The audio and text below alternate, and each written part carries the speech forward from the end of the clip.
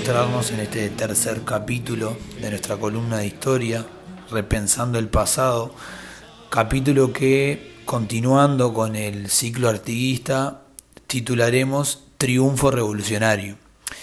Capítulo anterior habíamos quedado en que ese ejército nuevo, el ejército revolucionario, oriental y artiguista, emprendía la marcha hacia Montevideo, ¿sí? Es decir, el objetivo era avanzar hacia Montevideo, donde estaban resistiendo las autoridades de la corona española, y es así que en pos de ese objetivo comienzan a descender por el litoral de la banda oriental, atravesando los pueblos de Soriano, Colonia y San José, y al mismo momento el virrey español prepara una guarnición militar para salirle al cruce a estos rebeldes que avanzaban hacia la ciudad amurallada. Una guarnición militar que la prepara el virrey con lo que tiene a su alcance, es decir, una marina muy fuerte de guerra, en algún capítulo anterior lo mencionábamos, pero con poca artillería. Al mando pone al militar de mayor grado, que es un capitán de fragata, en este caso José de Posadas, y con una tropa básicamente de marineros emprende el rumbo hacia la entrada y salida de Montevideo, que es la ciudad de Las Piedras. Las Piedras es un punto clave en esto de la Revolución Oriental. ¿Por qué digo un punto clave? Si uno quería salir o entrar a Montevideo, a la ciudad de Montevideo, en 1810, lo mismo que fue a lo largo del siglo, únicamente lo podía hacer por Las Piedras, porque si uno quería salir hacia el oeste o venía desde el oeste hacia Montevideo, le impedía el paso del río Santa Lucía y sus crecidas. Lo mismo pasaba si uno quería salir hacia el este o venía desde el este hacia Montevideo. En ese caso el arroyo Carrasco y sus humedales también iban a impedir el paso. Por lo tanto, Las Piedras, con un paso de granito, de piedritas, era la única vía de acceso para las tropas, para las carretas que había hacia la ciudad amurallada.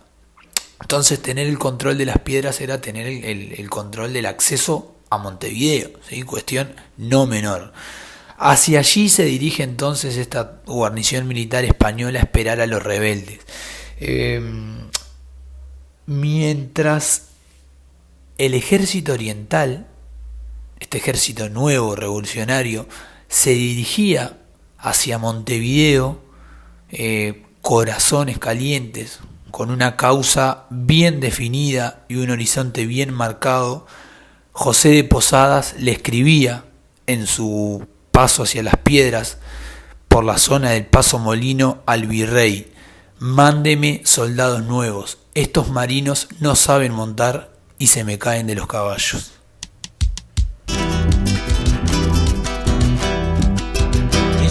De mayo se cumple la proclama, el oriental se une, pelea y gana. Ellos tenían cañones, nosotros lanzas. Ellos querían un rey, nosotros patria. A la huella, sigan mis gauchos, ya será de nosotros el sol de mayo.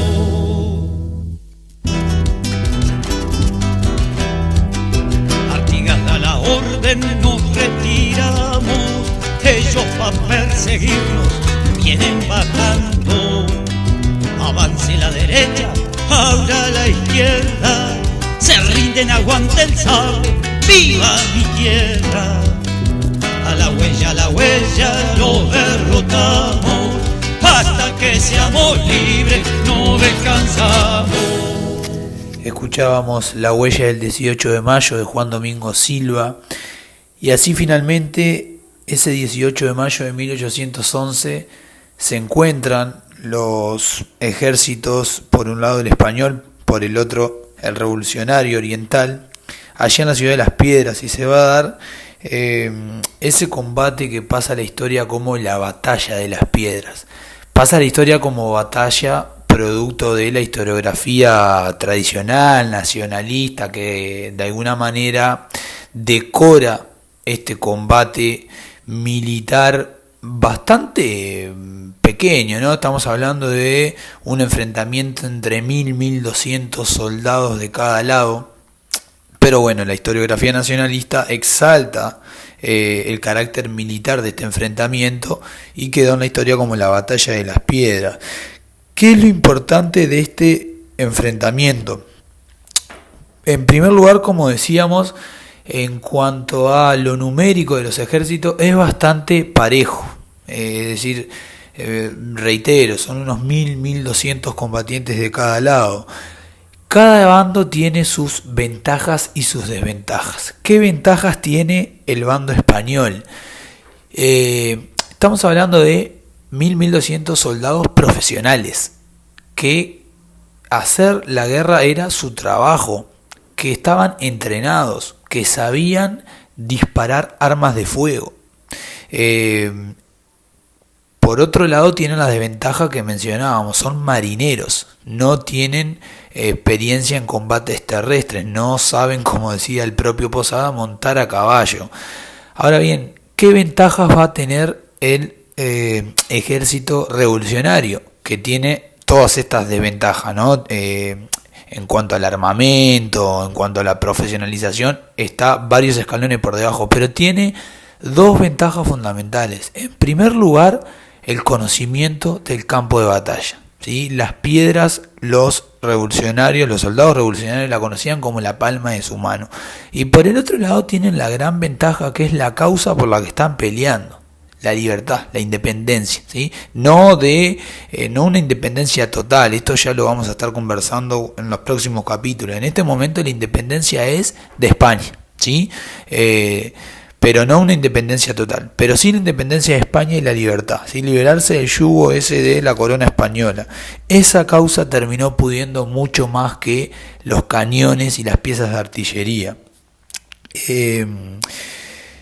El combate se da durante todo el día prácticamente de ese 18 de mayo. Hay una estrategia militar llevada adelante por el ejército revolucionario bastante conocida, ¿no? A mi entender no es lo central, la voy a repasar rápidamente. El ejército revolucionario se divide en 3 columnas, allí mediante la simulación de una retirada rodean a los españoles. Y es así que utilizando el conocimiento del terreno y llevando a los españoles a una posición de desventaja, finalmente se da la rendición de José de Posadas como comandante del ejército español y la famosa frase artiguista, ¿no? Clemencia para los vencidos, curar a los heridos, respetar a los misioneros. Otra cosa importante, ¿qué bajas deja este combate en las piedras?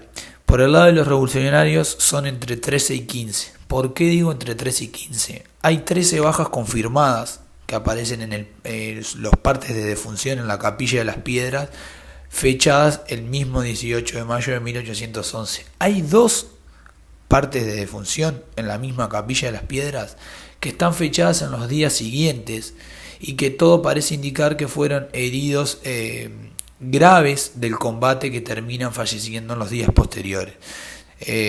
Por el bando de los españoles son unos 100 más o menos los combatientes caídos. Todos son sepultados allí mismo en el campo de batalla. ¿Qué es lo otro importante de las piedras? Es el primer triunfo de la revolución. Es el primer triunfo del artiguismo, además de ser el primer combate, ¿sí? El primer enfrentamiento militar. Cabe recordar que este ejército nuevo se formó allí por febrero-marzo, ¿sí? Es decir, en pocos meses el artiguismo logra formar un ejército nuevo y en el primer enfrentamiento militar logra un triunfo. Además que Las Piedras es el primer triunfo de toda la revolución del Río de la Plata. Recordemos eso, el artiguismo, la revolución oriental está bajo el mando de la Revolución de Mayo, de la Junta de Buenos Aires, el gobierno de Buenos Aires. Y el gobierno de Buenos Aires a la vez estaba teniendo derrotas militares catastróficas en el frente del Alto Perú.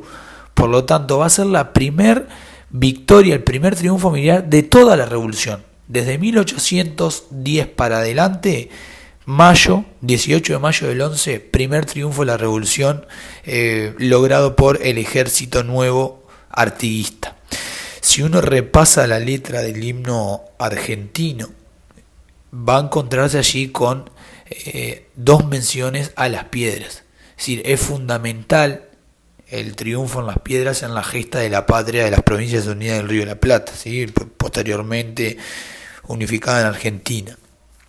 ¿Qué sigue al triunfo militar en las piedras? Bueno, el ejército revolucionario va a avanzar hacia Montevideo, lo va a sitiar, ¿sí? Va a dejar realmente en jaque a los españoles.